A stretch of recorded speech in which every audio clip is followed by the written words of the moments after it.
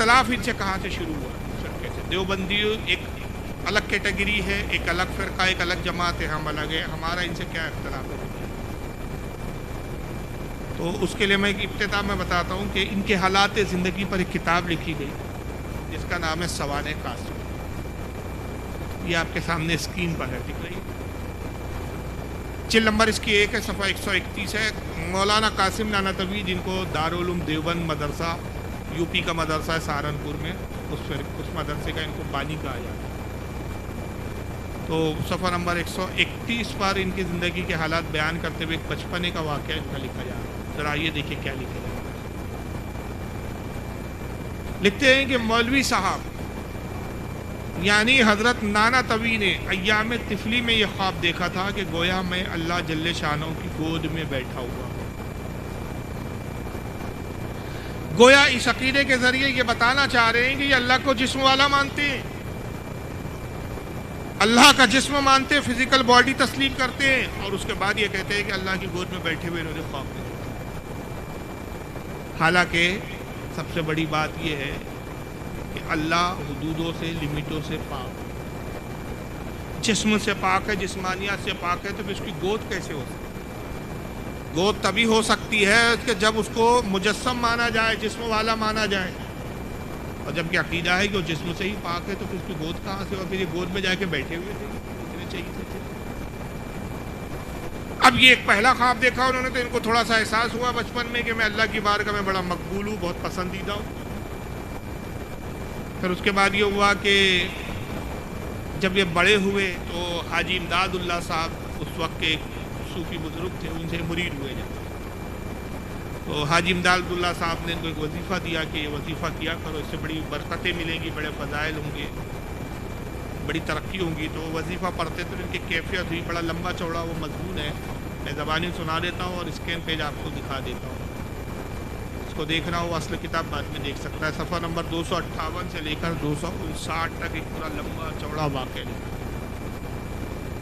واقعہ لکھا گیا ہے کہ وہ جب تسبیح پڑھتے تھے تو ان کو بہت اپنے جسم پر بوجھ محسوس ہوتا تھا، وزن محسوس ہوتا تھا۔ وہ حاجی امداد اللہ صاحب اپنے پیر صاحب کے پاس گئے اور شکایت کی اور کہا کہ حضرت جب بھی میں تسبیح پڑھتا ہوں، جو آپ نے تسبیح بتائی ہے، وہ تسبیح کی وجہ سے مجھ پر ایسا محسوس ہوتا ہے کہ جیسے منو ٹنو بوجھ مجھ پر لاد دیا، بڑا وزن محسوس ہوتا ہے، جیسے اس وزن کے نیچے میں دبا جا رہا ہوں۔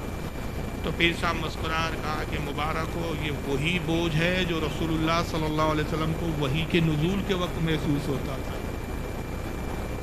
اللہ تعالیٰ بھی تم سے وہ کام لیں گا ان قریب جو نبیوں سے لیا جاتا ہے۔ بات سمجھ میں آ رہی ہے نا میری؟ میں آہستہ آہستہ کہہ رہا ہوں تاکہ باتیں ذہن میں اتریں۔ مطلب ان پہ ایک خبط سوار ہو گیا اس وقت سے کہ آج نہیں تو کل جبریل آ کے کہیں گے کہ آپ بھی نبی ہیں۔ لیکن ایک دشواری تھی، اور دشواری یہ تھی کہ وہ جانتے تھے کہ 1400 سال سے پورے مسلمانوں کا یہ متفقہ اجماعی عقیدہ ہے کہ رسول اللہ کے بعد کوئی نیا نبی نہیں آئیں گا، اس لیے کہ قرآن عظیم میں واضح طور پر اللہ نے فرما دیا ما کان محمد ابا احد من رجالکم ولکن رسول اللہ وخاتم النبیین، محمد تمہارے مردوں میں سے کسی کے باپ نہیں بلکہ وہ اللہ کے رسول ہے اور نبیوں میں سب سے آخر ہے، خاتم النبیین ہے، اب ان کے بعد کوئی نبی نہیں آئے گا۔ آقا ایک مقام پہ فرماتے ہیں کہ اگر میرے بعد کوئی نبی ہوتا تو وہ عمر ابن خطاب ہوتا، لیکن لا نبی آبادی، میرے بعد کوئی نبی۔ جگہ جگہ حضور نے کہا کہ میں آخری نبی ہوں، کہا کہ میرے بعد اگر موسیٰ آئے اور تم مجھے چھوڑ کر موسیٰ کی پیروی میں لگ جاؤ گمراہ ہو جاؤ گے، موسیٰ کو بھی میری پیروی کے بغیر چاہتا، انا خاتم النبی، میں آخر نبی۔ عیسیٰ علیہ السلام بھی آئیں گے تو کس حیثیت سے آئیں گے؟ امتی کی حیثیت سے۔ امام مہدی کی ابتدا میں نماز پڑھی، مصلی امامت پر امام مہدی کو آگے کر دے گی کہ آپ مصطفیٰ صلی اللہ علیہ وسلم کی شریعت کے عالم ہیں، آپ نبی کی شریعت کے مطابق نماز پڑھائیے، میں اپنی شریعت کے مطابق عمل نہیں کروں گا، میں امتی کی حیثیت میں ہوں، مصطفیٰ کی شریعت پر عمل کروں۔ تو نبی کی حیثیت سے نہیں آئیں گے، امتی کی حیثیت سے آئیں گے۔ اب نیا نبی، اچھا پھر وہ آئیں گے، پیدا تو نہیں ہوں گے، آئیں گے، آسمانوں میں ہے، تو اب نیا نبی تو کوئی پیدا ہوگا ہی نہیں، وہ تھے بھی تو پہلے کے نبی، پرانے نبی تھے، صرف زمانے میں دوبارہ ان کی آنے کی تجدید ہو رہی ہے۔ تو مولوی صاحب کو یہ سب چیزیں معلوم تھی. انہوں نے کہا یار یہ تو بڑا مسئلہ ہے کہ قرآن میں بھی حضور کو آخری نبی کہا گیا, حدیثوں میں بھی, یار اگر میں نے کہا میں نبی ہوں تو بہت جوتے پڑیں گے. تو لوگوں کو ذہن بنانے کے لیے اور خاتم النبیین کا مفہوم بدلنے کے لیے انہوں نے ایک چھوٹی سی کتاب لکھی. اس وقت میرے سامنے پوری کل ہے کیبل, جس کا نام تھا تحذر الناس.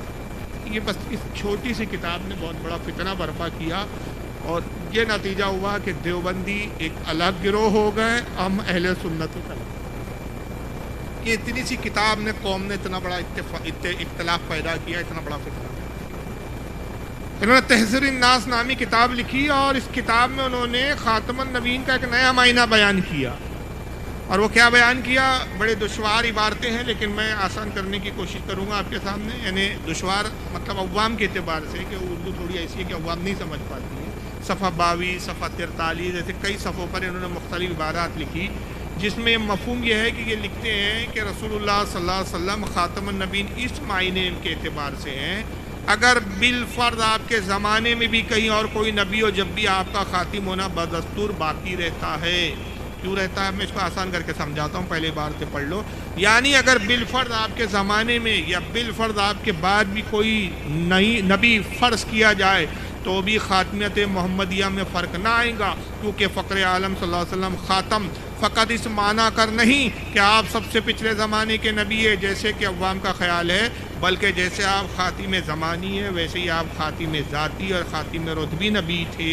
یعنی کہہ رہے کہ رسول اللہ زمانے کے اعتبار سے آخری نبی نہیں ہے جیسے عوام سمجھتی ہے. عوام کیا سمجھتی ہے؟ حضور سب سے آخر میں آئے, زمانے میں سب سے آخری زمانہ ہے, اس لیے حضور خاتم النبی نے. یہ عوام کا خیال غلط ہے. بلکہ حضور کس اعتبار سے خاتم النبی ہیں کہ جو رتبہ ہے, جو مقام ہے, اس مقام کے آپ نبی ہیں کہ وہ مقام اب کسی نبی کو نہیں ملیں گے. آپ رتبے کے اعتبار سے, اپنی ذات کے اعتبار سے خاتم ہے. حضور کے بعد اب اگر کوئی نبی آئے تو نبی ہو سکتا ہے, لیکن رسول کے رتبے کا نبی نہیں ہوگا, رسول کے برابر کا نبی نہیں ہوگا, نبی پاک صلی اللہ علیہ وسلم کے مقام کے برابر نبی نہیں ہوگا. یعنی انہوں نے خاتم النبیین کا مفہوم ہی بدل دیا. انہوں نے کہا خاتم النبیین ہونا زمانے کے اعتبار سے نہیں. اس کو یوں سمجھ لیجئے کہ اسٹیج پر حضرت مولانا پہلے آئے کہ میں آیا؟ بولیے. حضرت کیا ہوئے؟ اول. میں بعد میں آیا تو میں کیا ہوا؟ آخر. اب میرے بعد کوئی نہیں آیا تو میں اسٹیج پر مسند پر آنے والوں میں آخر ہوں, خاتم ہوں. اب میرے بعد کوئی نہیں تو زمانے کے اعتبار سے میں خاتم ہوا. تو قاسم ناتوی کہتے نہیں, فاروق رضوی صاحب خاتم اس معنی میں تھوڑی ہے کہ آخر میں آئے. فاروق صاحب اتنے بڑے عالم ہیں کہ اس لیول کا کوئی عالم ہے نہیں. فاروق صاحب کے بعد بھی کچھ عالم آئیں گے, لیکن فاروق رضوی کے برابر عالم نہیں ہو تو اس سے خاتمے پہ کوئی فرق نہیں آتا. حالانکہ رسول اللہ زمانے کے اعتبار سے ہی خاتم النبیین ہے, رتبے کے اعتبار سے بھی ہے, زمانے کی بھی اعتبار سے. تو یہ ذہن اور یہ راستہ کیوں بنایا؟ تاکہ کل اگر میں اعلان کر دوں کہ میں نبی ہوں تو لوگ مجھے نبی مان لیں اور کہیں کہ ہاں خاتم النبیین ہونا اس معنی میں ہے کہ حضور رتبے کے اعتبار سے خاتم النبیین ہے, حضور کے برابر کا کوئی نبی نہیں آ سکتا. یہ نبی ہے لیکن حضور سے چھوٹے درجے کے نبی, مقام میں کم ہے رسول اللہ سے. اس مقصد کے تحت انہوں نے یہ تحذر الناس کیا. وجہ یہ تھی کہ یہ تسبیح پڑھتے ہوئے ان کو بوجھ محسوس ہوتا تھا. پیر صاحب نے بتا دیا تھا کہ نبیوں والا کام دیا جائے گا, لیکن ہوا یہ کہ بولتے ہیں نا کہ آدمی کسی اور کے لیے انتظام کرتا ہے, بازی کوئی اور مار لے جاتا ہے. یہ ابھی اپنے لیے تیاری کر رہے تھے, ماحول سازگار کر رہے تھے, لوگوں کا ذہن اس کتاب کے ذریعے بنانے کا مقصد تھا کہ پنجاب کا ایک علاقہ ہے گرداسپور, وہاں پہ ایک شخص کھڑا ہوا جس کا نام تھا غلام احمد قادیانی. وہ کھڑا ہوا اور اس نے کہا میں نبی ہوں. تو سارے دیوبندیوں میں ہلچل مچ گئی. کہا تو کیسے نبی ہے؟ کہا آپ ہی کے مولانا نے تو لکھا کہ حضور کے برابر کا نبی نہیں آئے گا, حضور کے زمانے کے بعد بھی نبی آ سکتا ہے. اگر بالفرض حضور کے بعد کوئی نبی پیدا ہو جائے یا نبی مانا جائے تو حضور کی تب بھی خاتمیت میں فرق نہیں آتا. حضور اپنی جگہ خاتم النبیین ہے. پیدا ہو سکتا کیا ہے, آ کیا سکتا ہے؟ لیجئے میں تو آ ہی گیا ہوں, اب میں نبی ہوں. اب بازی تو کوئی اور لے گیا تھا تو بڑی بے چینی ہو گئی انصاف کو. کل ملا کے نتیجہ یہ ہوا کہ مجبور ہو کے انہوں نے غلام احمد قادیانی کو اب کافر کہنا شروع کر. اور پھر خود ہی یہ مناظرے کے چیلنج کرنے لگے اس کو کہ تو نبی ہے، چل ہم سے مناظرہ کر، ثابت کر تو کیسے نبی ہے۔ تو ایک مناظرے کی میں روداد آپ کو سناتا ہوں۔ انہی کی جماعت کے ایک مولوی صاحب ابھی مرے ہیں، 2023 میں مر کر قبر میں گئے ہیں، اور اب تک تو مٹی میں مل چکے ہوں گے۔ انہی کی بولی ہے بھائی، شکل دیکھ لیجئے آپ، طاہر غیابی صاحب، بہار کے تھے، یہ گیا کر کے علاقہ ہے بہار کا، وہاں کے رہنے والے تھے، اس لیے ان کا نام ہے طاہر غیابی۔ طاہر غیابی صاحب اس مناظرے کی روداد سنا رہے کہ غلام احمد قادیانی سے ہماری جماعت کے ایک بہت بڑے عالم جو مولانا اشرف علی تھانوی کے شاگرد تھے غالباً، مولوی عطا اللہ بخاری، بازو میں ایک چھوٹی سی تصویر لگی ہے، شکل دیکھ لیں آپ، مولوی عطا اللہ بخاری، انہوں نے غلام احمد قادیانی سے پھر مناظرہ کیا۔ اب جو مناظرہ ہوا طاہر غیابی صاحب کی زبانی سنیے۔ اب دیکھیے دلائل قرآن سے اپنی نبوت ثابت کرتا ہے۔ کہتا مبشرم برسول یاتی من بعد اسمہ احمد، اللہ کے رسول خود بشارت دیتے ہوئے آئے تھے کہ میرے بعد ایک پیغمبر آئے گا، ایک رسول آئے گا ان کے بعد، جس کا نام ہوگا احمد، میں غلام احمد وہی رسول۔ حضرت مولانا عطا اللہ صاحب بخاری رحمۃ اللہ علیہ نے فرمایا، ارے بے وقوف کا الذی خردما، آیت میں تو اسمہ احمد ہے اور تیرا نام ہے غلام احمد، آنے والے کا نام احمد بتایا گیا، تو احمد نہیں تو غلام احمد ہے۔ تو قادیانی صاحب بولنے لگے کہ دیکھیے حضور، اصل نام ہمارا تو صرف احمد ہے، وہ تو ماں باپ نے غلام بڑھا دیا ہے، میرا پیور خالص نام تو صرف احمد ہی ہے، ماں باپ کی غلطی سے غلام بڑھ گیا، اس لیے اس غلطی کو چھوڑیے، جو خالص نام ہے وہ تو احمد ہی ہے۔ مولانا عطا اللہ شاہ بخاری رحمۃ اللہ علیہ نے فرمایا اچھا میں تو سمجھ رہا تھا کہ ایسا حادثہ میرے ہی ساتھ ہوا ہے، لیکن آپ کے ساتھ بھی ایسے ہی حادثہ ہو گیا، میرا بھی نام صرف اللہ تھا، یہ تو ماں باپ نے غلطی سے اس کے پہلے عطا لگا دیا تو عطا اللہ ہو گیا۔ میں سمجھ رہا تھا کہ تنہا میرے ہی ساتھ یہ حادثہ ہوا ہے، لیکن عجیب اتفاق ہے کہ آپ کے ساتھ بھی یہی واقعہ ہو گیا۔ آپ کا نام احمد تھا، غلام آپ کے ماں باپ نے بڑھا دیا، میرا نام اللہ تھا، عطا میرے ماں باپ نے بڑھا دیا، چلیے آپ کی صحیح میں بھی صحیح، چلیے آپ کی صحیح میں بھی صحیح، لیکن سوال پیدا ہوتا ہے جب میں اللہ ہوں تو نبی تو میں نے بنایا نہیں آپ کو، نبی بنے کیسے؟ تو معاملہ تو پھر پھنسے کا ہوتا رہ گیا۔ تو قادیانی احمق الناس، خود بہت بڑے احمق الناس اور قادیانی کو کہہ رہے ہیں، الٹا چور کوتوال کو ڈانٹے۔ دیکھیں کیسا بیوقوفانہ مناظرہ ہو رہا ہے، یہ علم مضر ہے، نفع بخش علم ہوتا تو دانت کھٹے ہو جاتے غلام احمد قادیانی کی، یہ چھچورا مناظرہ ہو رہا ہے، یہ بچکانہ مناظرہ ہو رہا ہے، کیونکہ علم ہے ہی نہیں، علم نافع ہی نہیں ہے تو کہاں سے مناظرہ ڈھنگ سے کریں گے۔ عطا اللہ بخاری نے اسے کہا تو رسول ہے، اس کی دلیل کیا ہے؟ سب سے پہلے تو یہی کفر ہے کہ نبی ہونے کے لیے کسی سے دلیل پوچھی۔ حوالہ بھی دے دو، امام ابن حجر الحیتمی المکی الشافعی رحمۃ اللہ علیہ 900 ہجری کے امام ہیں، ان کی کتاب ہے الخیرات الاحسان، صفحہ نمبر 103 پہ فرماتے ہیں کہ اگر رسول اللہ کے بعد کوئی ایسا شخص آئے جو نبی ہونے کا دعویٰ کرے اور کوئی کہے تو نبی ہے، دلیل کیا ہے، اسے دلیل مانگے، وہ دلیل مانگنے والا کافر ہو گیا۔ کیوں کافر ہو گیا؟ حضور کے آخری نبی ہونے پر ہمارا ایسا یقین ہے کہ جیسے یہ رات ہے، آپ کو یقین ہے یا نہیں؟ اس سے کروڑوں درجے زیادہ یہ یقین ہے کہ حضور کے بعد اب کوئی نبی نہیں آئے۔ جس طرح یہ یقین ہے کہ آج صبح گزری، صبح گزر چکی، صبح سورج کو ہم نے اپنی آنکھوں سے دیکھا اور اب یہ رات ہے، آسمان میں تارے نظر آ رہے ہیں، ہم تاروں کو دیکھ رہے ہیں، رات میں میں اور آپ بیٹھے ہیں، جلسہ چل رہا ہے، میں خطاب کر رہا ہوں، آپ سن رہے ہیں، جیسے اس واقعے پر، اس بات پر آپ کو یقین ہے کہ ہم ہوش و حواس میں سب منظر دیکھ رہے ہیں، اس سے کروڑوں درجے زیادہ اس بات پر یقین ہے کہ رسول اللہ کے بعد اب کوئی نبی نہیں آئے گا۔ کوئی اگر آ جائے اور کہے میں نبی ہوں، وہ چاند کے ٹکڑے بھی کر کے دکھا دے، سورج کو پلٹا کر بھی دکھا دے، ہم اس کو نبی نہیں مانیں گے۔ یہ ہوتا ہے عقیدہ، کیونکہ ہو سکتا ہے کہ وہ جو چاند کے ٹکڑے کرے ہماری آنکھوں کو نظر بند کر دیا، فریب ہو، جادو ہو، شعبے بازی ہو، شعبدے بازی ہو، سفلی علم ہو، گندا علم ہو، سورج کو پلٹا دے، کسی کی اوقات نہیں مگر ہماری آنکھیں دھوکہ کھا جائے۔ ہم حضور کے خاتم النبیین ہونے پر ایسا یقین رکھتے ہیں کہ چاند کے ٹکڑے ہوتے ہوئے بھی دیکھے تو ہم نہیں مانیں گے. یہی تو یقین ہے کہ جب دجال آئے گا کہیں گا میں خدا ہوں, یہ جنت ہے, یہ دوزخ ہے, ہم کہیں گے تو جھوٹا ہے, ہمارے نبی نے پہلے ہی بتا دیا. ہم تجھے نہیں مانیں گے خدا. مگر کیسا کمزور ایمان ہے, تیری دلیل کیا ہے نبی ہونے کی؟ وہ کہتا قرآن میں میری دلیل. اس نے قرآن کی آیت پڑھی, پارہ نمبر تو انہوں نے بتایا نہیں, میں بتا دیتا ہوں. 28واں پارہ تھا جس کی آیت پڑھی تھی غلام احمد قادیانی بقول ان کے, سورہ الصف آیت نمبر 6. اس نے کہا مبشرم برسول یاتی من بعد اسمہ احمد. یہ آیت کا تعلق حضرت عیسیٰ علیہ السلام سے ہے کہ عیسیٰ علیہ السلام نے اپنی قوم سے کہا, اللہ حضرت عیسیٰ کا جملہ قرآن میں بیان کرا. عیسیٰ نے کہا اے میری قوم, اے لوگوں, میں اس رسول کی بشارت دیتا ہوں کہ جس کا نام احمد ہو, جو میرے بعد تشریف لائے گا, من بعدی میرے بعد آئے گا, اور اس کا نام کیا ہوگا, اسمہ احمد. یہ احمد کون ہے بولیے؟ ارے بولیے بھائی, میں اس لیے بلوا رہا ہوں کہ بیداری محسوس ہو جائے مجھے, کہ آپ بیداری محسوس ہو جائے. یہ رسول اللہ ہے ہمارے آقا, اس لیے کہ آقا کی حدیث ہے, آقا کہتے ہیں زمین پر میرا نام محمد ہے, آسمان میں میرا نام احمد ہے. احمد بھی حضوری ہے, محمد بھی حضوری.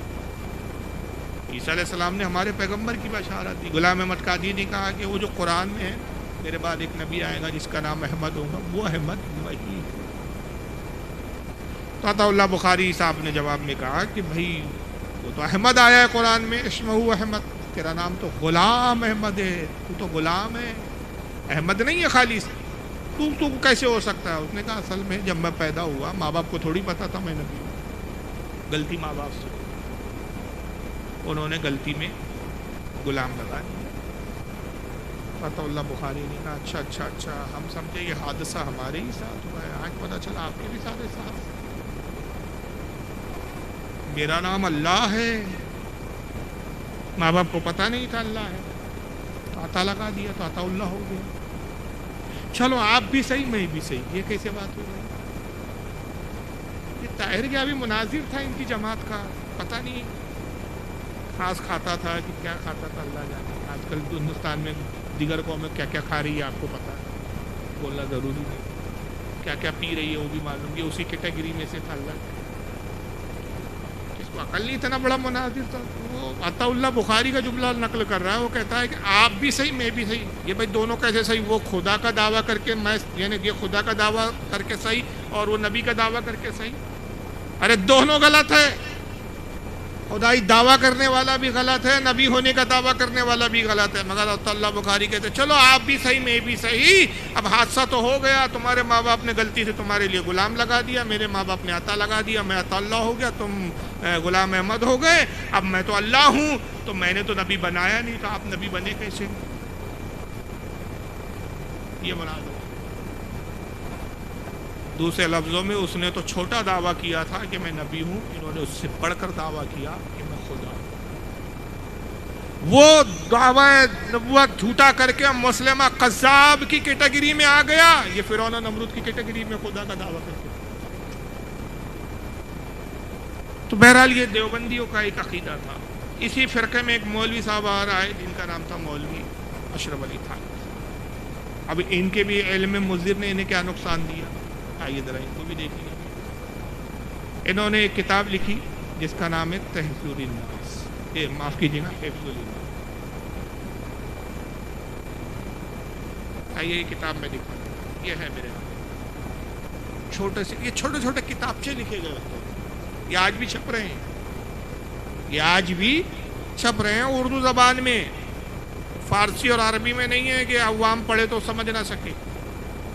اب اس کتاب میں انہوں نے کیا لکھا مفہوماً بتا رہا ہوں کہ رسول اللہ کے علم غیب کے تعلق سے ان سے سوال ہوا. ایک شخص نے سوال کیا کہ رسول اللہ کے بارے میں, حضور کے علم غیب کے بارے میں ہمارا عقیدہ یہ ہے کہ حضور آنے والے حالات کی خبریں جانتے ہیں. علم غیب کا معنی کیا ہوتا ہے؟ چھپی ہوئی باتوں کو جاننا. حضور ہر چھپی ہوئی بات کو جانتے ہیں, اور یہ جو علم ہے آپ کو, جو چھپی ہوئی باتوں کو جاننا, آنے والے حالات کو جاننا, یہ علم آپ کا ذاتی نہیں ہے, خود سے نہیں ہے, بلکہ یہ علم آپ کو اللہ نے عطا کیا ہے.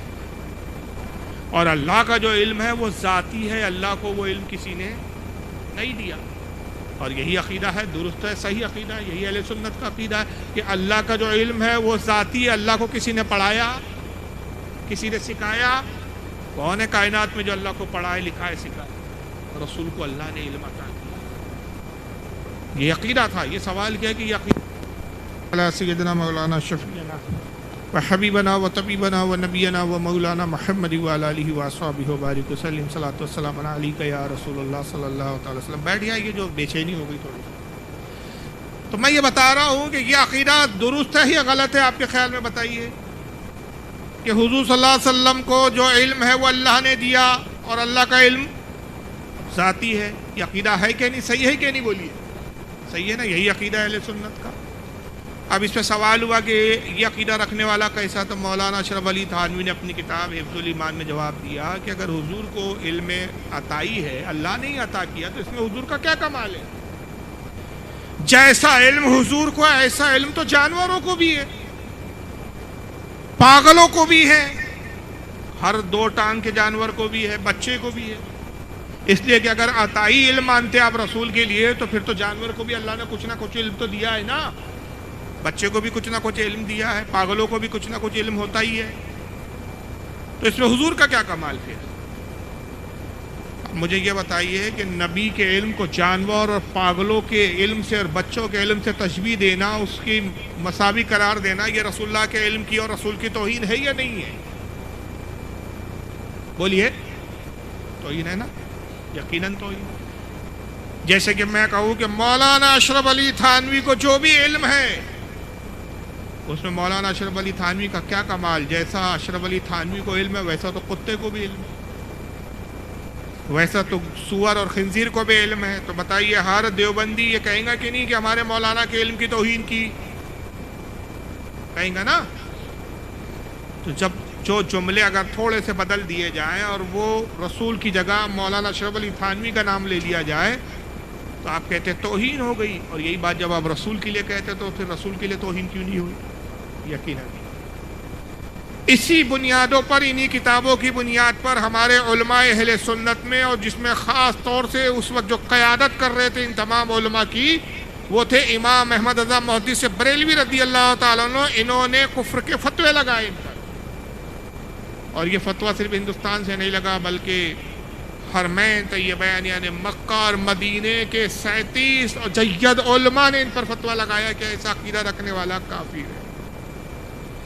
اب بتائیے اگر ایک بڑی جماعت اس بات کو لے کر ان سے ناراض ہو گئی, اختلاف ہو گیا, 2 گروہ ہو گئے, 2 گروپ بن گئے, اختلاف ہو گیا, فرقے ہو گئے, ٹکڑے ہو گئے امت میں, بہتر کیا تھا بتائیے؟ حل کیا تھا؟ آج یہ فرقے کے لوگ دعوے کرتے ہیں کہ بھائی چھوڑنے کی بات کرو, توڑنے کی بات مت کرو. ٹوٹے آپ ہیں کہ ہم ٹوٹے؟ نکلے آپ ہیں کہ ہم نکلے؟ اب اگر آپ کہتے ہیں کہ ہم جوڑنے کی بات کرتے ہیں, تو اگر واقعی یہ تم جوڑنے والے ہوتے, یہ مکاری کے جملے, تمہارے فریب کے جملے, اگر تم واقعی جوڑنے والے ہوتے, مجھے بتاؤ یہ چھوٹا سا کتابچہ اور یہ 2 چھوٹے چھوٹے سے کتابچے جن کی بنیادوں پر 2 گروپ بن گئے, 2 فرقے ہو گئے, امت میں اختلاف ہو گیا, 2 ٹکڑوں میں امت بٹ گئی, یہ کتاب قرآن ہے کہ حدیث ہے؟ بولیے کیا ہے یہ؟ بولیے. قرآن ہے یہ کتاب؟ قرآنی واحد وہ کتاب ہے نہ جس کا زیر بدلا جا سکتا ہے, نہ زبر بدلا جا سکتا ہے. وہ اللہ کا کلام ہے. یہ تو تمہارا اپنا کلام تھا, تمہاری اپنی تحریر تھی, تمہاری اپنی بولی تھی. اگر واقعی تم سچے تھے, تم امت میں اختلاف نہیں چاہتے تھے, تم محبت کرنے والی باتیں کرتے ہو, تو تم کیا کہتے کہ چلو ٹھیک ہے, اسی ایک کتاب پر ہمارے پورے عقیدے کی بنیاد نہیں ہے, اسی ایک کتاب کی بنیاد پہ پورا اسلام نہیں ٹکا ہوا. یہ کوئی کتاب جو ہے نہ قرآن ہے, نہ حدیث ہے, نہ قرآن کی کوئی آیت ہے کہ جس کا زیر و زبر نہ بدلا جائے, یہ ہماری اپنی کتاب ہے. اگر ایک جماعت, ایک طبقہ, ایک بڑی تعداد میں لوگ ہم سے اختلاف کر کے الگ ہوتے ہیں اور ہم کو کافر قرار دیتے ہیں, لیجئے ہم اس کتاب کو چھاپنا بند کرتے ہیں اور اس عقیدے سے توبہ کر کے کلمہ پڑھ کے ہم آپ سے گلے مل لیتے ہیں. لیکن یہ آج تک کرنے کے لیے لوگ تیار نہیں, مگر جھوٹے دعوے قوم کو گمراہ کرنے کے لیے ضرور کرتے ہیں. محبت کی بات کرنی چاہیے, اختلاف کی بات نہیں کرنی چاہیے. تو اختلاف تو اس کتاب کی وجہ سے ہوا, تو جس چیز نے اختلاف پیدا کیا اس کو دور کرنا چاہیے تھا کہ نہیں کرنا چاہیے تھا؟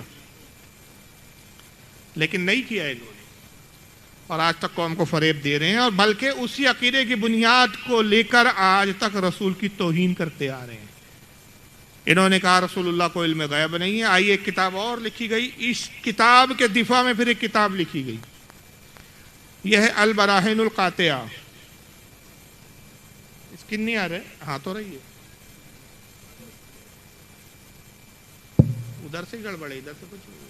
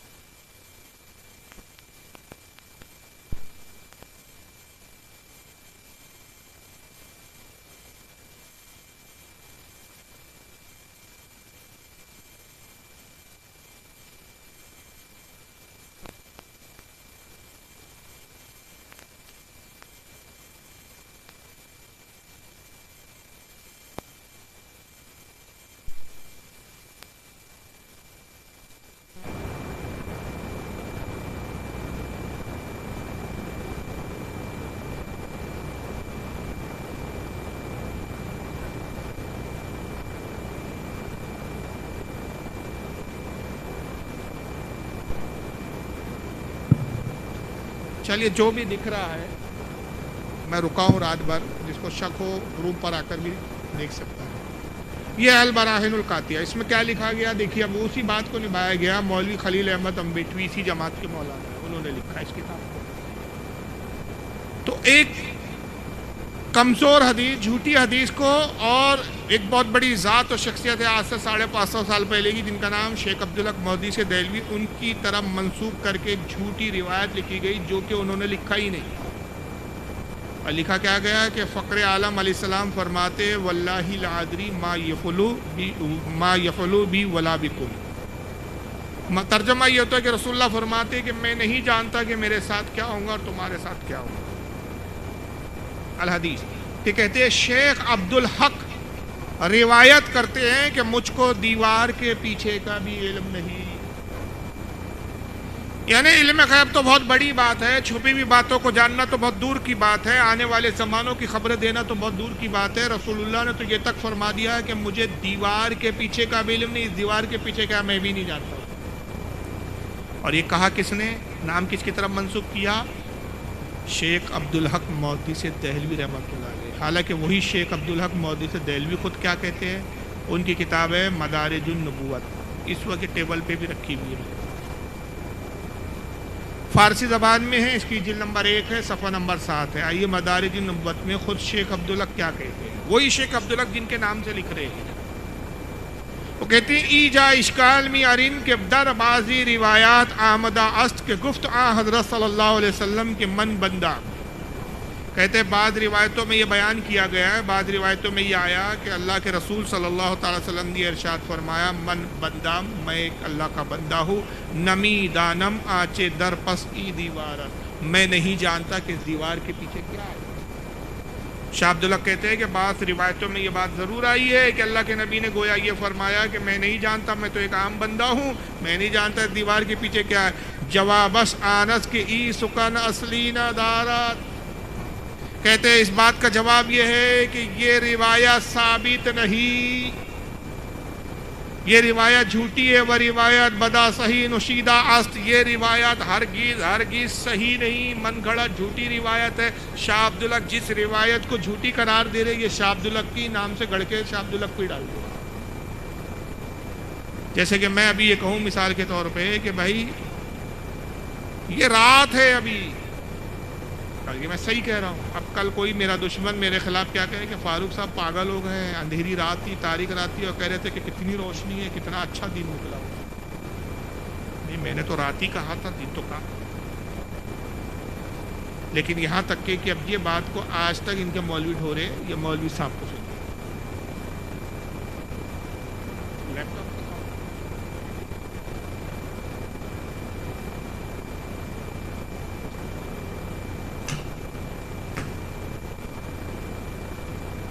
ساؤنڈ والے صاحب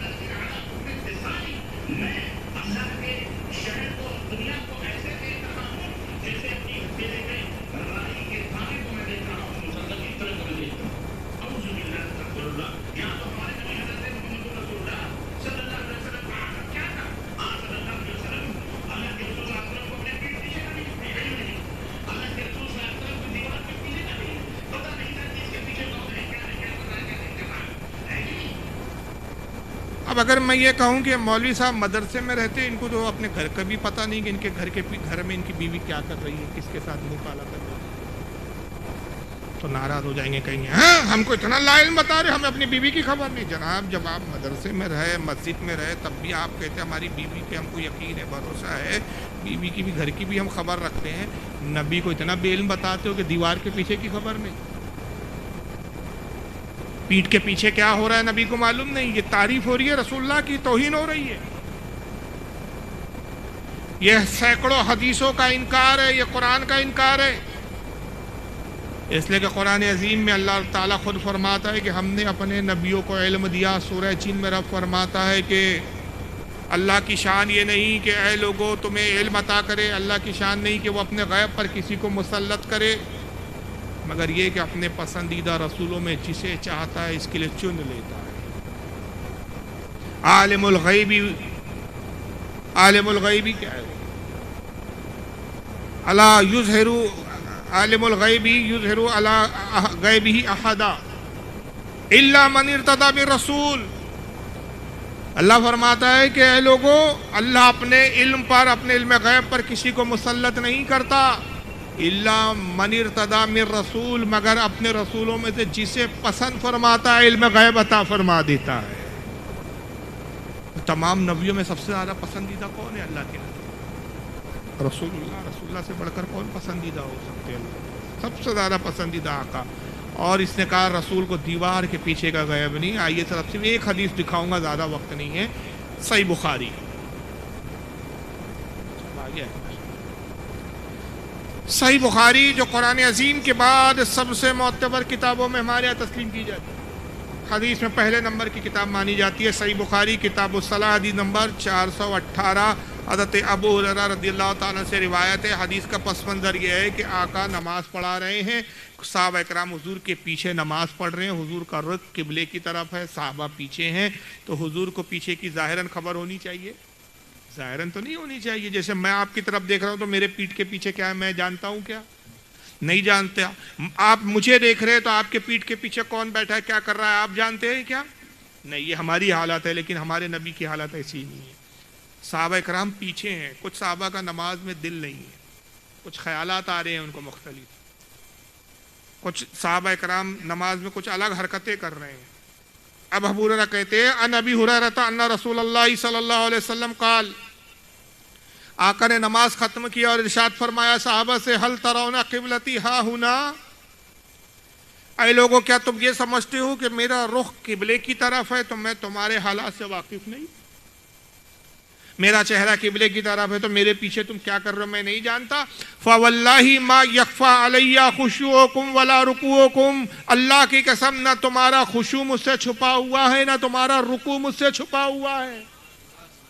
میں تمہارے رکوع کو بھی دیکھتا ہوں، سجود کو بھی دیکھتا ہوں۔ اور ایک لفظ کیا فرمایا؟ خشوعکم، خشوع کا تعلق دل سے ہوتا ہے، دل میں کیا خیال ہے اس سے بھی میں واقف ہوں۔ اتنا بڑا علم غیب ہے۔ اور پھر یہ بات کا جو ٹکڑا ہے، واضح حدیث میں الفاظ ہے، مگر ان بدبختوں کو دیکھیے کہ واضح حدیث کے الفاظ کو بھی دیکھ کر یہ نظر انداز کر کے قرآن و حدیث کے خلاف عقیدے امت میں عام کرتے ہیں۔ پھر آقا کیا فرماتے؟ انی لا اراکم من ورائی ظہری، جیسے میں سامنے دیکھتا ہوں ویسے اپنے پیٹھ کے پیچھے بھی دیکھتا ہوں۔ جیسے سامنے، آگے اور پیچھے میں میرے لیے کوئی فرق نہیں ہے۔ اور یہ حدیث بخاری کی ہے، میں نے سب سے عظیم، سب سے بہترین، سب سے اعلیٰ درجے کی کتاب سے حدیث دکھا دی۔ اب اس کے بعد تو کسی اور دیگر کتاب کو نہ بھی دکھاؤ تو حق ادا ہو گیا، بات مکمل ہو گئی۔ مگر یہ فرقہ تب بھی یہ رہا گلاپتا رہے گا کہ رسول اللہ کو علم غیب نہیں تھا، دیوار کے پیچھے کی خبر نہیں، اور الٹا چور کوتوال کو ڈانٹے کی طور پر کیا کریں گے؟ یہ سنیے، یہ مولانا معراج ربانی ہے، میں نام نہیں بتایا ان کا، سن لیجئے، ہندوستان کی تھے لیکن سعودیہ میں رہ رہے آج کل۔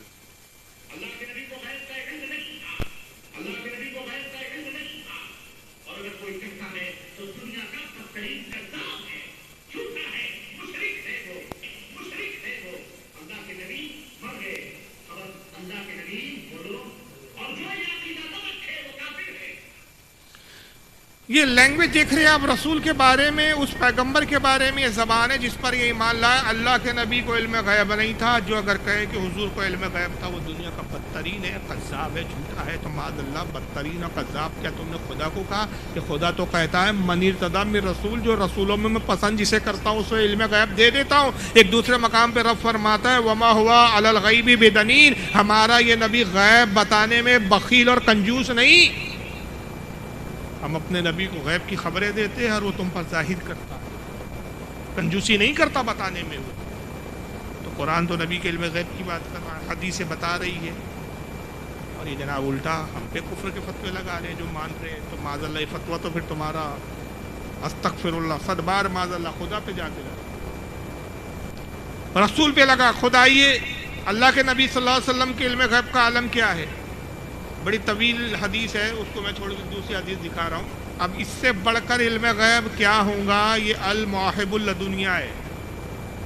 امام قسطلانی رحمۃ اللہ علیہ بہت بڑے محدث گزرے ہیں، ان کی کتاب ہے، اور یہ حدیث بھی بہت ساری کتابوں میں لکھی گئی۔ امام طبرانی کی انہوں نے اس سے حوالے سے نقل کی، کہتے ہیں کہ اخرجت طبرانی، امام طبرانی نے اس حدیث کو بیان کیا۔ عن ابن عمر، حضرت عبداللہ ابن عمر روایت کرتے ہیں، قال رسول اللہ صلی اللہ علیہ وسلم، اللہ کے رسول صلی اللہ علیہ وسلم نے ارشاد فرمایا، ان اللہ قد رفع لی الدنیا، آقا کہتے ہیں اللہ نے تمام دنیا کو، تمام کائنات کو میرے سامنے لا کر رکھ دیا۔ یہ ساری دنیا میرے سامنے لا کر رکھ دی گئی ہے۔ فانا انظر الیہا والی ما ہوا قائن فیہا الی یوم القیامہ، اور یہ جو کچھ اس دنیا میں اور جو کچھ ہو رہا ہے جو قیامت تک ہوتا رہے گا سب میری نگاہوں کے سامنے ہے۔ جو ہو رہا ہے وہ بھی میں دیکھ رہا ہوں، قیامت تک جو ہوگا وہ بھی میری نگاہوں کے سامنے ہے۔ کانما انظر الی کفی ھذہ، میں تمام کائنات کے نظام کو ایسے دیکھتا ہوں جیسے میں اپنی ہتھیلی کو دیکھتا ہوں۔ بڑے بڑے محدثین نے جو حدیثیں نقل کی اس کو ہم چھوڑ دیں اور ان مولویوں کے پیچھے چلیں، تو مجھے پھر بتائیے علم نافع ان محدثین کے پاس تھا کہ ان کے پاس؟ یقیناً اللہ نے علم نافع ان محدثین کو دیا جنہوں نے رسول اللہ کی حدیثوں کو لکھا، جو اپنے وقت کے امام تھے۔ اور یہ آج کے جو مولوی ہیں، آج کے جو گمراہ کرنے والے ہیں، ان کے پاس علم نہیں ہے، بلکہ جو علم یہ ظاہر کرتے وہ علم مسیح ہے، وہ نقصان دہ۔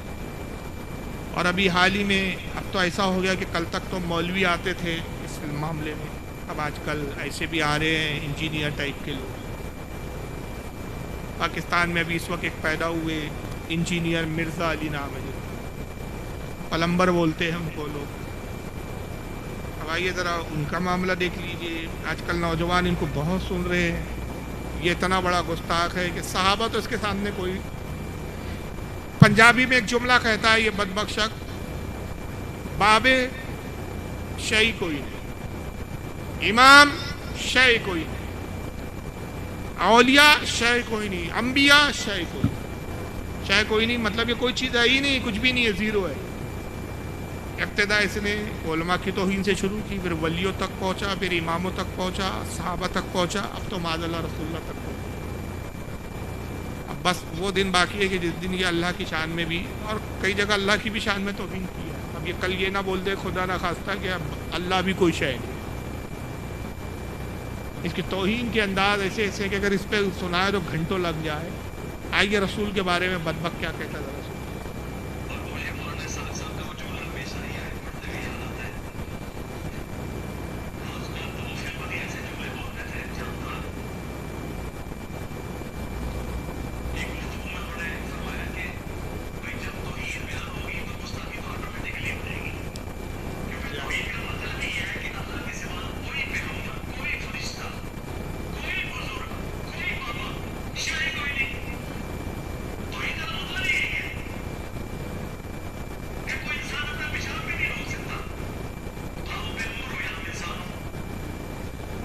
یہ مولانا اسحاق ایک اہل حدیث تھے جن کو یہ اپنا استاد بولتا ہے، وہ بوڑھا تھا مر گیا۔ مولانا اسحاق ایک جملہ بولا کرتے تھے، سب سے پہلے اس جاہل سے میں پوچھتا ہوں، تو کہتا ہے کہ میں تو علمی کتابی ہوں، ہم تو کتاب سے مانتے۔ یہ مولانا اسحاق کس کتاب کا نام ہے؟ بھائی جس کا جو جملہ کوڈ کر رہا ہے، جس کے جملے کو آپ دلیل بنا رہے ہو، تو یہ مولانا اسحاق کس کتاب کا نام ہے؟ یہ بخاری ہے، مسلم ہے، ترمذی ہے، ابن ماجہ ہے، نسائی ہے کون یہ؟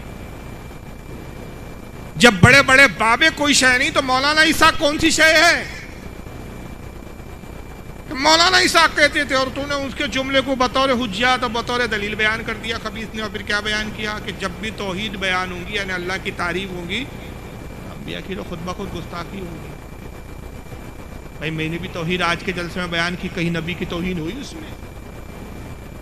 ارے خدا کی توحید جب بھی بیان ہوں گی، اللہ کی تعریف بیان ہوں گی، اور اللہ کی تعریف کے ساتھ ساتھ خود پیغمبر کی تعریف ہو جائیں گی، اور وہ ایسے ہوں گی کہ رب تبارک و تعالیٰ جب اتنا عظیم ہے کہ جس کی توحید کا یہ عالم ہے، جس کی شان کا یہ عالم ہے کہ جس نے بغیر ستونوں کے آسمان بنائے، جو آسمان سے بارش برساتا ہے، جو درختوں سے پھل نکالتا ہے، بیجوں سے درخت اگاتا ہے، درختوں میں پھل لگاتا ہے، پھلوں میں بیج پیدا کرتا ہے، پھر بیج سے درخت پیدا کرتا ہے، جو زندہ سے مردے کو نکالتا ہے، مردے سے زندے کو نکالتا ہے، بے شمار اس کی توحید پر، اس کی خوبی اور اس کی جو ہے تعریف پر قرآن کی آیتیں موجود ہے۔ جب یہ باتیں بیان ہوتی ہے تو پیغمبر کی بھی تعریف آ جاتی ہے کہ جب بنانے والا اتنا عظیم ہے تو بننے والا کتنا عظیم ہے۔ آپ کو اپنے ابا کی تعریف بیان کرنا ہے تو کیا ابا کی تعریف کے لیے آپ کو چچا کی توہین کرنا پڑتا ہے؟ آپ کو کہنا ہو کہ میرے والد صاحب بہت عقل مند ہے تو آپ یوں کہتے ہیں میرے والد صاحب بہت عقل مند ہے، میرے چچا ایک نمبر کے بیوقوف ہے۔ یہ کیا بات ہوئی بھائی؟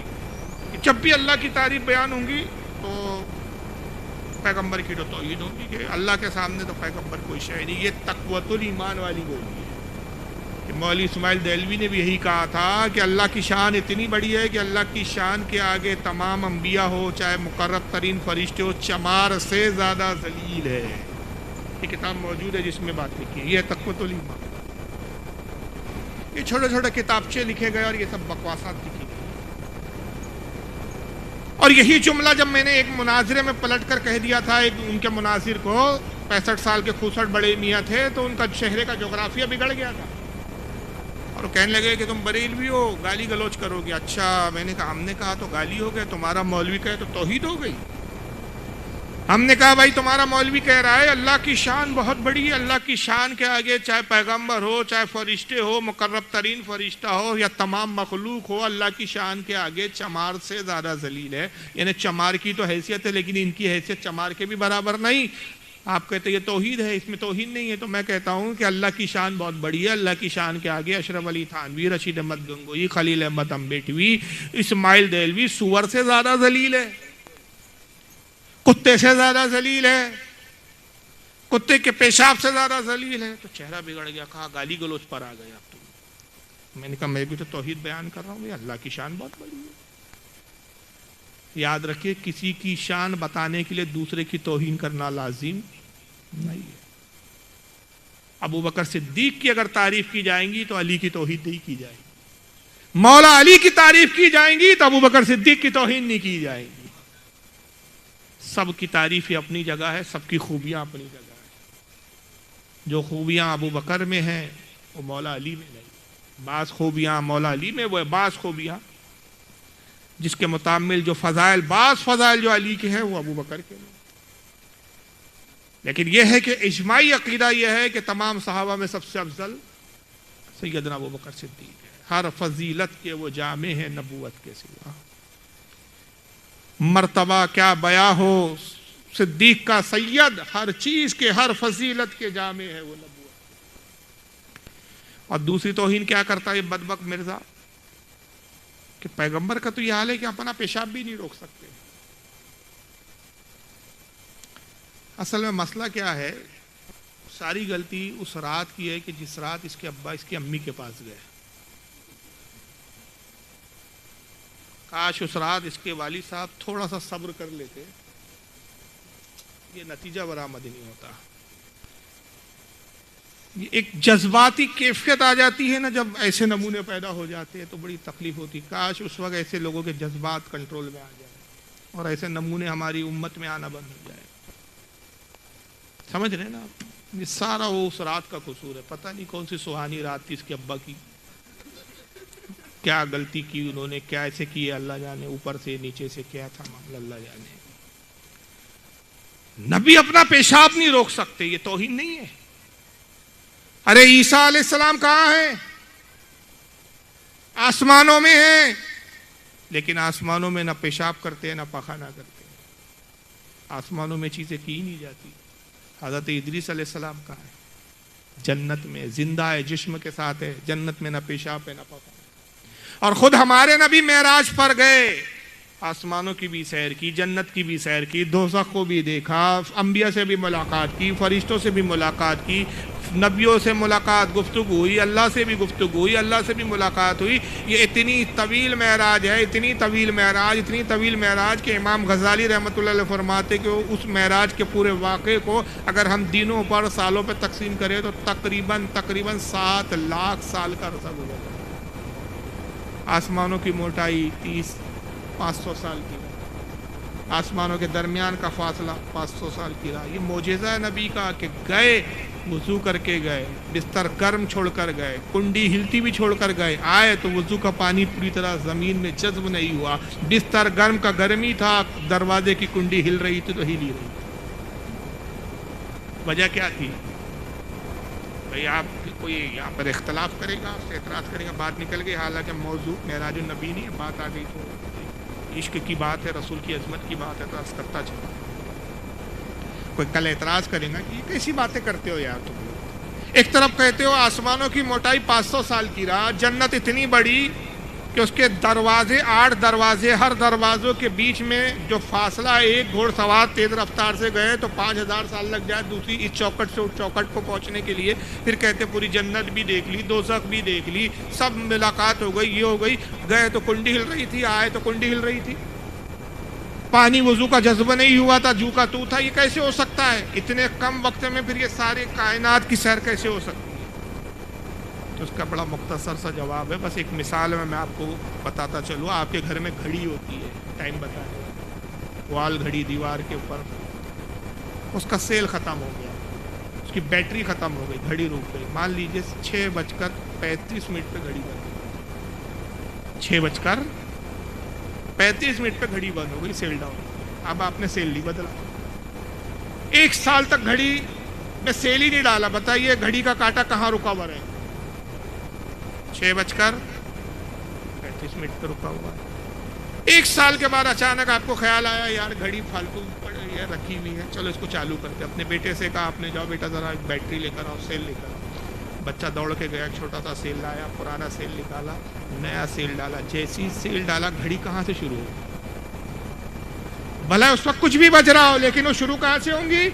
6:35 से। घड़ी रुक इसलिए गई थी कि घड़ी के अंदर सेल नहीं था। पता चला घड़ी को चलाने वाली जो जान है, उसके अंदर जो एनर्जी है वो बैटरी है। पूरी कायनात की जान मुस्तफ़ा है, कायनात में मुस्तफ़ा है, कायनात चल रही है। आका कायनात को छोड़कर निकल गए, कायनात रुक गई, मुस्तफ़ा कायनात चल पड़ी। इसी को आला हज़रत कहते हैं, वो जो ना थे तो कुछ ना था, वो जो ना हो तो कुछ ना हो। जान है वो जहान की, जान है तो जहान है।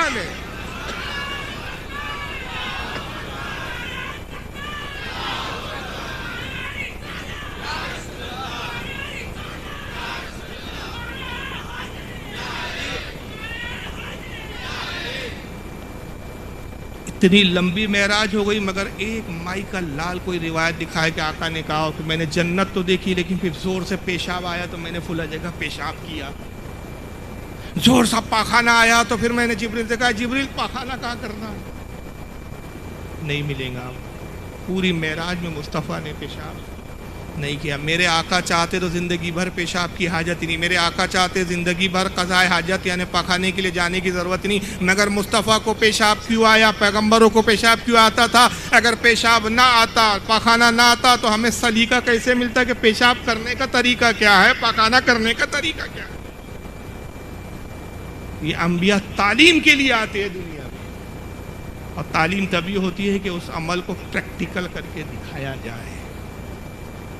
वरना अल्लाह कादिर है कि अपने पैगंबरों को इससे मुनज़्ज़ा रखे। और फिर चलो, आप पैगंबर नहीं रोक सकते। जन्नत में तो किसी जन्नती को, आप हम इंशाल्लाह जन्नत में जाएंगे तो जन्नत में ना पेशाब है ना पाखाना है।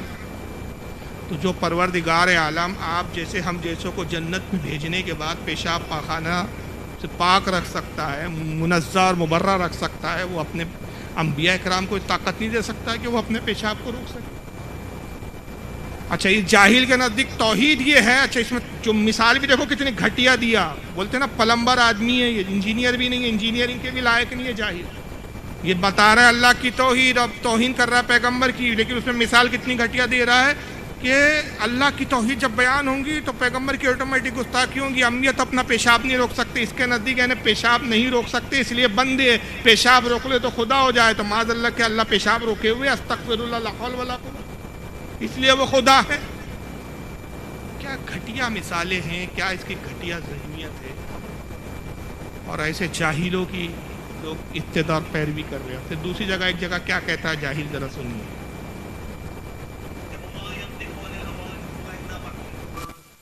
یہ قرآن کے بارے میں ہے, نبی کی ہر بات کے بارے میں نہیں ہے کہ اللہ کی وجہ سے ہوتی ہے. نہیں, ورنہ تو نبی صاحب کی جو اجتہادی غلطیاں ہیں, ورنہ تو نبی صاحب کی جو اجتہادی غلطیاں ہیں, گناہ نہیں, اجتہادی غلطیاں جس پہ اللہ نے گرفت کی ہے, جس پہ اللہ نے گرفت کی ہے, منافقین کا جنازہ پڑھنا, وہ اللہ کی وجہ سے پڑھا, آپ نے منع کر دیا. کتنا بڑا جاہل ہے. میں نے کہا نا سارا قصور اس رات کا ہے. ایک رات نے دیکھو کتنے گل کھلائے, کتنی بھاری پڑ رہی ہے یہ ایک رات امت پر. قرآن عظیم میں سورۃ النجم آیت 1 سے 5 تک اللہ تعالیٰ نے اپنے نبی کی خوبیاں بیان کی. قرآن عظیم میں بیان کی 27واں پارہ ہے وَالنَّجْمِ إِذَا هَوَىٰ. میں وہ تفسیری ترجمہ کر رہا ہوں جو امام جعفر صادق نے جو مراد لی ہے. اس چمکتے ستارے محمد کی قسم جب یہ معراج سے اترے. یہ امام جعفر صادق کی تفسیر ہے, تفسیری ترجمہ کر رہا ہوں. وَالنَّجْمِ إِذَا هَوَىٰ, اس چمکتے ستارے محمد کی قسم جب وہ معراج سے اترے. مَا ضَلَّ صَاحِبُكُمْ وَمَا غَوَىٰ, اور اے لوگوں تمہارے صاحب تمہارے پیغمبر نہ بہکے اور نہ بے راہ چلے. گمراہ نہیں ہوئے, پیغمبر گمراہ نہیں ہوتا بلکہ گمراہوں کو ہدایت دیتا ہے. وَمَا يَنْطِقُ عَنِ الْهَوَىٰ, وہ کوئی بات کہتے ہی نہیں اپنی خواہش سے, اپنی طرف سے کچھ کہتے ہی نہیں. ان ہوا الا وحی یوحا, جب تک ہم ان پر وحی نہ کر دے وہ کچھ کہتے ہی نہیں ہیں. اللہ فرما رہا ہمارا پیغمبر جب بھی بولتا ہے ہمارے حکم پر بولتا ہے. اب وہی دو طریقے کی ہوتی ہے, جاہل کو کچھ پتا ہو تو پتا ہو, ایک الہام ہوتا ہے اور ایک وہ وہی جو جبریل لاتے. الہام دل پر ڈائریکٹ نازل ہوتا ہے, اللہ تعالیٰ ڈائریکٹ الہام کے ذریعے اپنے نبی کو احکام صادر کرتا ہے, وہاں جبریل کی بھی رسائی نہیں ہوتی.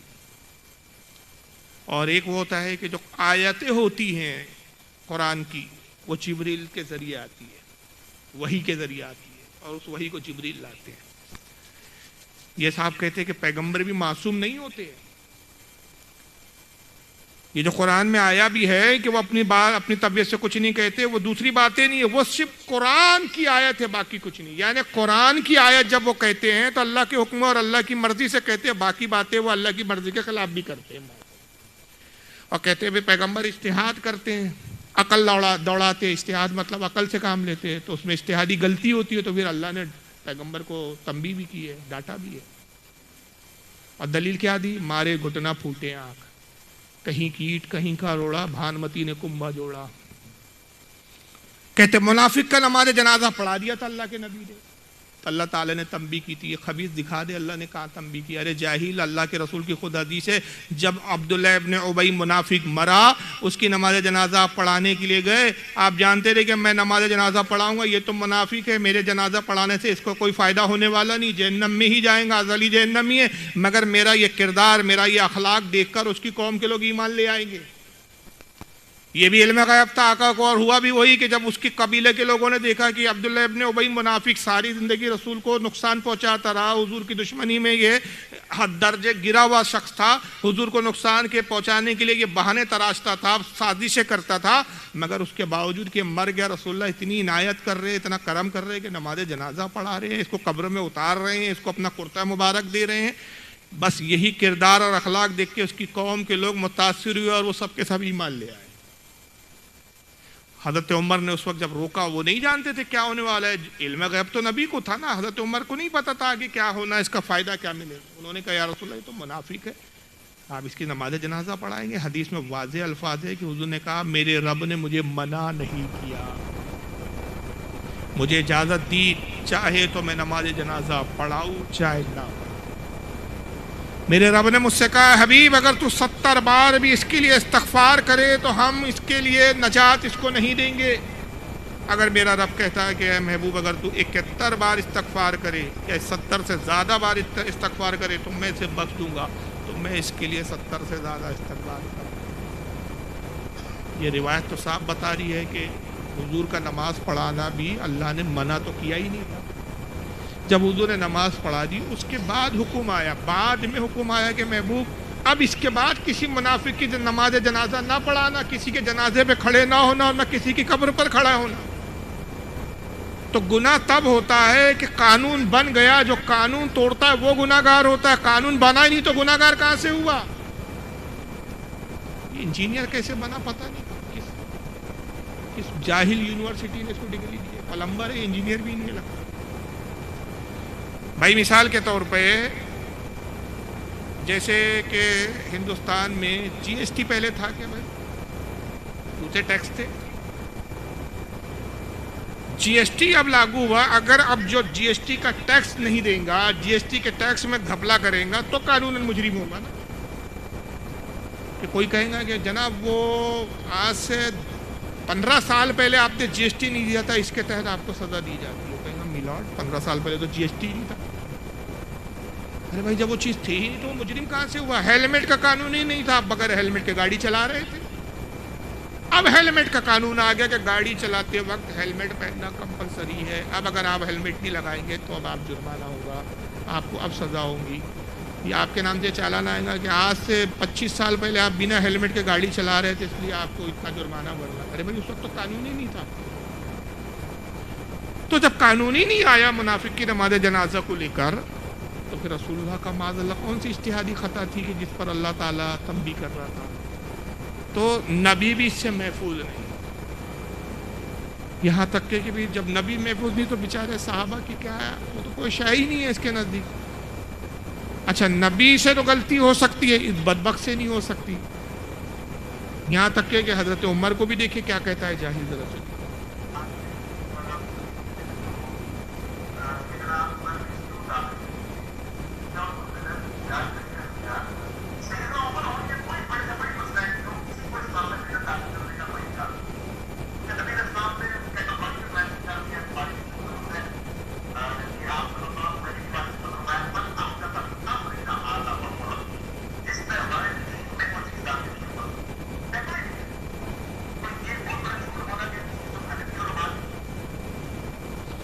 آواز تھوڑی سی عجیب ٹائپ کی ہے، شاید کچھ جملے سمجھ میں نہیں آئے ہوں گے، میں سمجھاتا ہوں۔ ایک شخص نے سے سوال کیا کہ حضرت عمر رضی اللہ تعالیٰ عنہ نے اپنے زمانے میں اذان میں ایک جملے کا اضافہ کیا، الصلاۃ خیر من النوم۔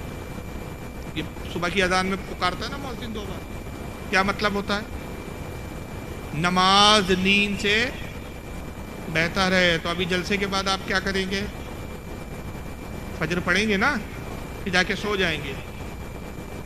یاد رکھیے وہ جلسے باعث برکت نہیں بلکہ باعث پرسش ہو جائیں گے کہ رات بھر تو ہم نے تقریر سنی اور فجر بول گئے۔ اس لیے سنی مسلمانوں آج سب سے بڑا جو لاس ہو رہا ہے ہماری مسجد ہمارے ہاتھوں سے جو جا رہی ہے، ہمارے نوجوان دن بدن گمراہ ہو کے گمراہ فرقوں کی طرف مائل ہو رہے ہیں۔ اس کا ایک سب سے بڑا وجہ کیا ہے؟ ہماری مسجدوں سے ہماری دوری۔ مسجد جاتے نہیں، جب مسجد نہیں جاتے نماز کی لو نہیں ہے، نماز سے دلچسپی نہیں ہے، غیر مسجدوں پہ قبضے کر لیتے ہیں۔ نماز سے دلچسپی نہیں ہے، دین کی محبت، دین کی بیداری پیدا نہیں ہوتی تو ہم مطالعہ نہیں کرتے، معلومات حاصل نہیں کرتے، اپنے دین اور اپنے عقائد کو ہم جانتے نہیں ہیں۔ نتیجہ یہ ہوتا ہے کہ جو بھی آ کے جو بھی سناتا ہے متاثر ہو جاتا ہے۔ اس لیے یاد رکھیے کہ نماز فرض عین ہے، فرض عین ہے، بلکہ ہر روایتوں میں آیا اللہ کے نبی نے فرمایا کہ جس نے قصدن جان بوجھ کر ایک وقت کی بھی نماز چھوڑ دی 90 لاکھ سال جہنم میں جلائے۔ سب سے پہلے نماز کو،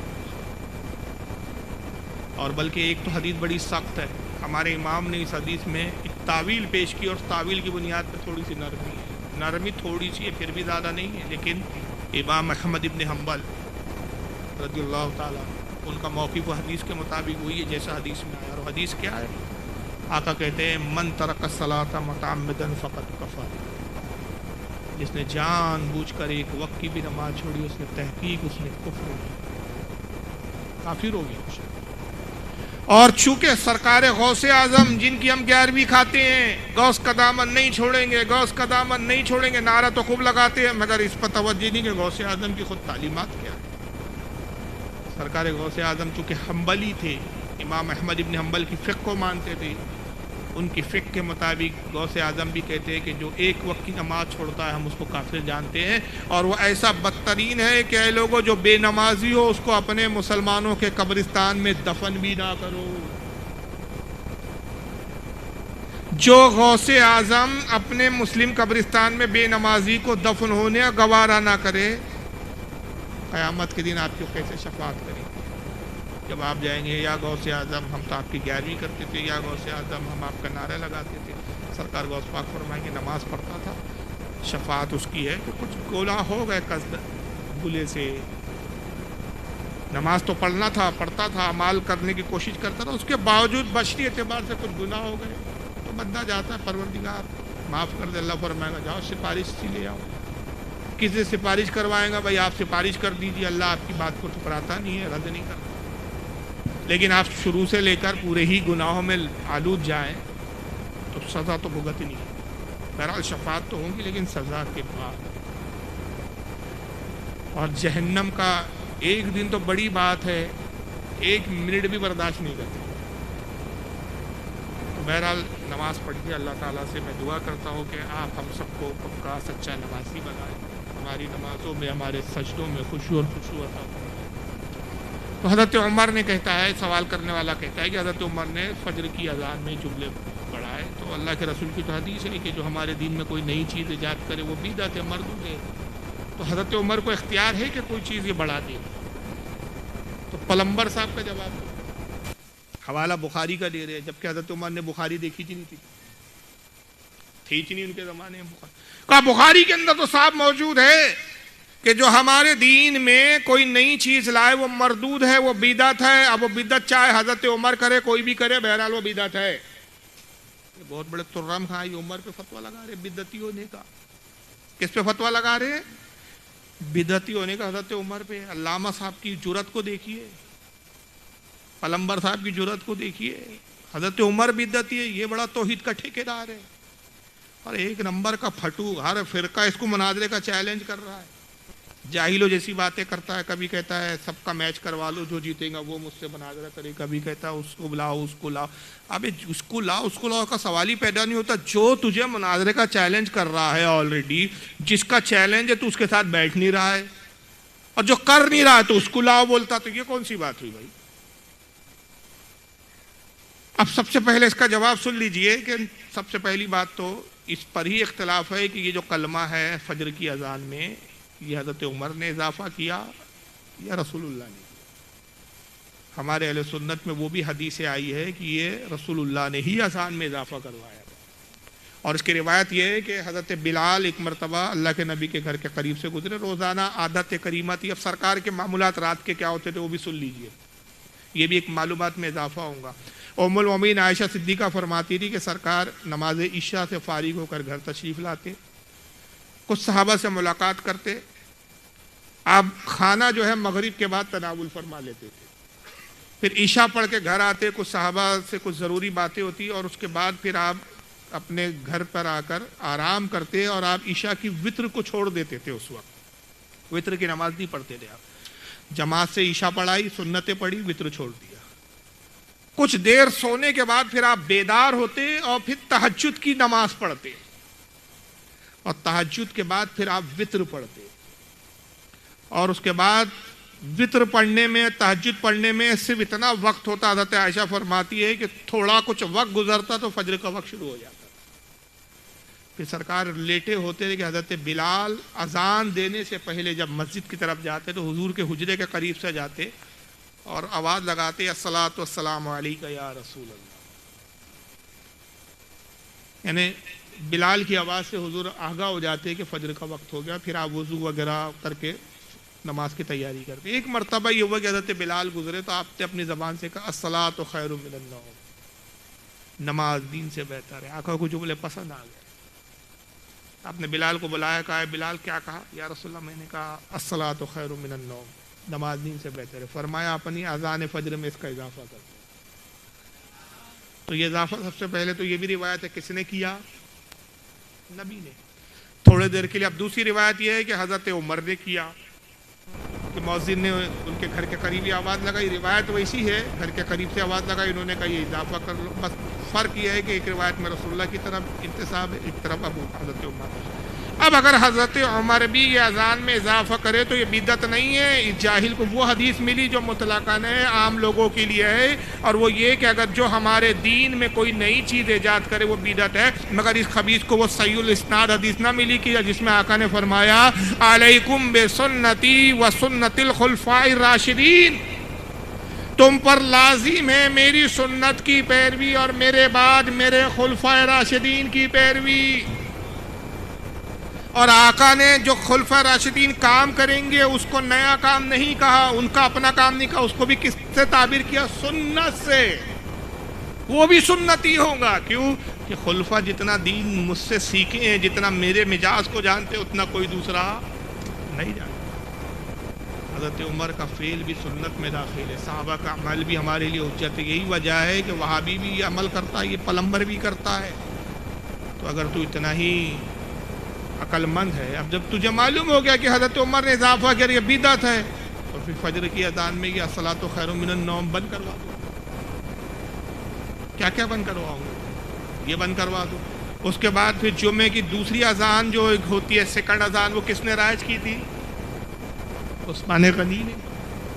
ہر فرقے کی مسجد میں اذان ہوتی ہے، چاہے اہل حدیث ہو، دیوبندی ہو، ہم سنی بریلوی ہو، سب کیا ہو، تو چاہیے کہ پھر اس کو بھی بند کروائیں۔ تو بہرحال اللہ کے نبی نے خود ہی حکم دیا کہ میرے بعد میرے خلفاء راشدین کی پیروی کرو۔ بلکہ ایک حدیث میں تو واضح ہے، ترمذی شریف کی حدیث ہے، یہ کتاب المناقب حدیث نمبر 3663، عن حذیفہ رضی اللہ تعالیٰ عنہ، حضرت حذیفہ روایت کرتے قال كنا جلوسا عند النبی صلی اللہ علیہ وسلم، کہتے ہم رسول اللہ کے پاس بیٹھے تھے صحابہ کرام، فقال اللہ کے نبی نے ارشاد فرمایا، اور یہ حضور کی زندگی کی آخری ایام کے وقت کی بات ہے، انی لا ادری ما بقائی فیکم، آپ نے فرمایا لوگوں میں نہیں جانتا کہ میرے ساتھ کیا ہوگا، ما بقائیکم کب تک میں تم میں رہوں گا، مجھے ٹھیک سے نہیں پتا کہ میں تم میں آخر کب تک رہوں گا، فاقتدوا بالذین من بعدی، میرے بعد تم کس کی پیروی کرو گے، کس کی اتباع کرو گے، کس کے نقش قدم پر چلو گے؟ اے میرے صحابہ بتاؤ میرے بعد تم کس کی پیروی کرو گے؟ پھر حضرت حذیفہ کہتے وہ اشارہ الی ابا بکر و عمر، پھر آپ نے اشارہ کر کے کہا کہ میرے بعد جس کی پیروی کرنا وہ ابو بکر ہے اور وہ عمر ہے۔ سرکار نے واضح طور پر